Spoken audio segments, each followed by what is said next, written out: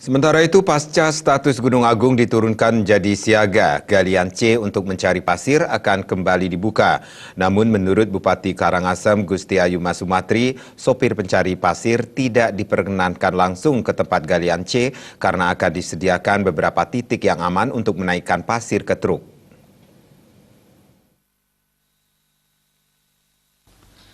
Bupati Karangasem Gusti Ayuma Sumatri mengatakan mengingat lokasi radius yang dekat dengan Gunung Agung, meminimalisasi risiko mobil atau truk pencari pasir tidak diperkenankan langsung masuk ke galian C. Pemkab Karangasem meminta permakluman dari pengusaha material agar mematuhi peraturan pemerintah. Solusinya beberapa titik depo pasir akan dibuat, sehingga truk pencari pasir cukup mengambil dari depo terdekat. Sementara harga dibijaksanai agar tidak sampai menembus harga yang fantastis, sehingga masyarakat tidak terbebani biaya material untuk membangun dan pembangunan Bali tidak tersendat. Nah, maka galian C saat ini itu berada di KRB yang berada di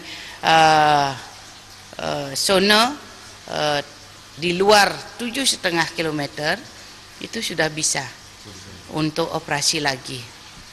Nah, termasuk AMP.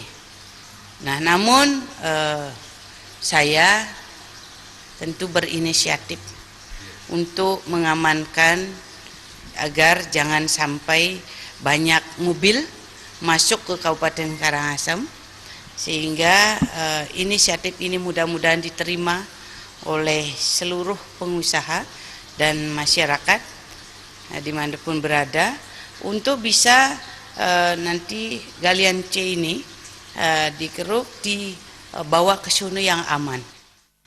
Bupati Mas Sumatri menambahkan, upaya tersebut diharapkan tidak memicu pertentangan di kalangan sopir. Jika ada hal yang menjadi ganjalan, aspirasi tersebut hendaknya disampaikan ke Pemkab Karangasem agar tidak menjadi polemik yang berkepanjangan.